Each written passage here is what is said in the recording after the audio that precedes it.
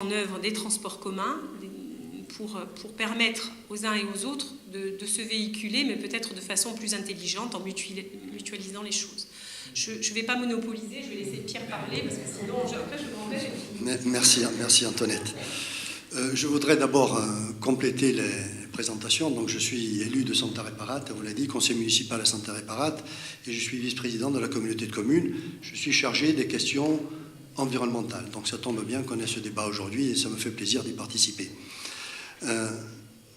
J'ai une autre casquette, et je vais la présenter aussi. Je suis un militant écologiste sur l'écologie depuis longtemps, puisque je suis président d'une association environnementale, une AAPPMA. Une AAPPMA, c'est une association agréée de pêche et de protection du milieu aquatique. Donc, la protection du milieu aquatique, ça m'intéresse depuis longtemps déjà. Pour ce que je fais, ce que nous faisons à la communauté de communes, je suis assez optimiste, je le dis d'emblée, parce que jusqu'à présent, les questions environnementales étaient traitées sans qu'il y ait véritablement un service qui s'en occupe, une stratégie de développement durable, etc. Là, aujourd'hui, ces actions, on les a mises en place. On les a mises en place déjà depuis 1 an à peu près, on y réfléchit. On en est d'ailleurs tu parlais d'action tout à l'heure Antoinette, on en est d'ailleurs à l'établissement d'un plan d'action avec une quinzaine d'actions sur 5 thèmes bien précis que je pourrais vous développer. Et ces actions, on essaiera de les mettre en place dans les années à venir. Alors on ne va pas dire c'est 2019, 2020, on ne sait pas exactement, parce qu'il va y avoir évidemment des contraintes, des obstacles, des écueils, on le sait, hein. Mais il y a quand même la volonté à la communauté de communes, chez nous, pour ce qui concerne nos 22 communes, de faire quelque chose pour le développement durable.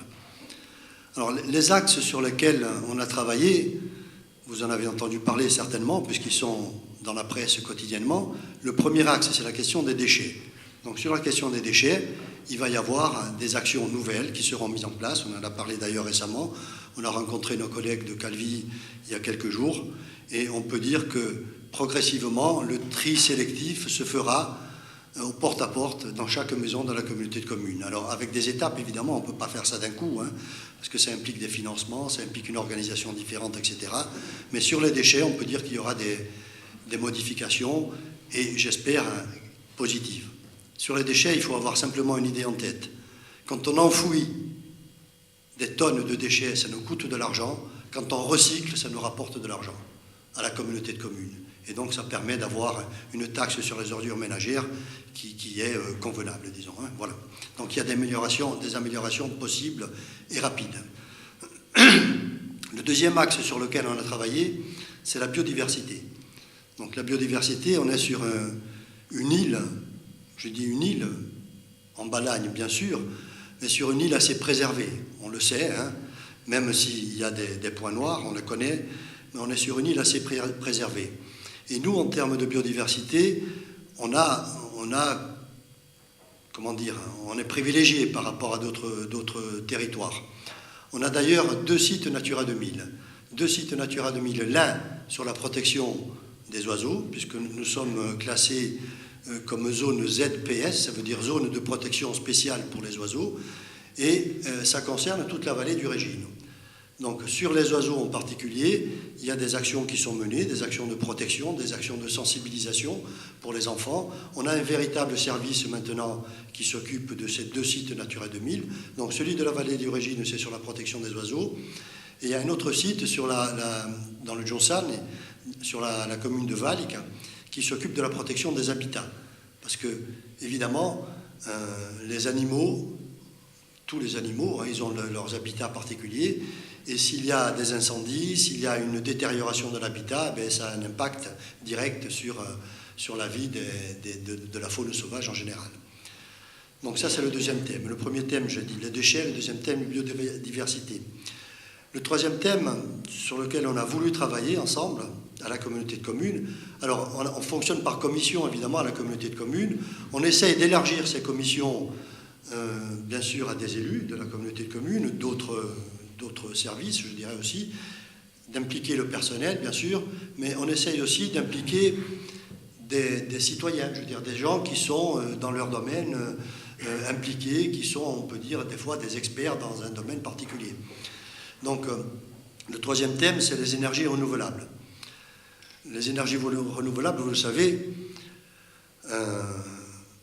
c'est plus difficile pour nous, parce qu'on est sur une petite île, parce qu'on a très peu d'énergie renouvelable, puisqu'on est à 30% d'énergie renouvelable aujourd'hui. Et pour vous prendre un exemple, par exemple, la Sardaigne est à 70% d'énergie renouvelable. Ça veut dire que c'est quand même plus facile pour eux, maintenant, parce qu'ils ont entamé cette politique depuis très longtemps. Nous, on est simplement au balbutiement, mais on a un certain nombre d'actions. On n'a pas encore communiqué sur ce plan d'action sur le développement durable. Hein. On en parle aujourd'hui pour la première fois en public. Je dirais pour l'instant, on y a travaillé en interne, mais on n'a pas encore véritablement communiqué. Mais sur ces énergies renouvelables, on a quand même 3 ou 4 actions qui, à mon avis, peuvent apporter quelque chose. Par exemple, on a une action de ce qu'on appelle le solaire flottant. Produire de l'électricité à partir de panneaux solaires, mais plutôt que de les installer dans la campagne où ça prend sur les espaces agricoles, on pourrait les installer par exemple sur un plan d'eau. Et on a notamment un plan d'eau dans la vallée du Régine qui pourrait servir en particulier pour commencer à faire du solaire flottant. Et ça produirait de l'électricité. On a des exemples, certains le font sur le continent. On va aller probablement visiter un site qui est pilote en la matière dans le Gard dans quelques semaines, dans quelques mois. Donc ça nous intéresse beaucoup.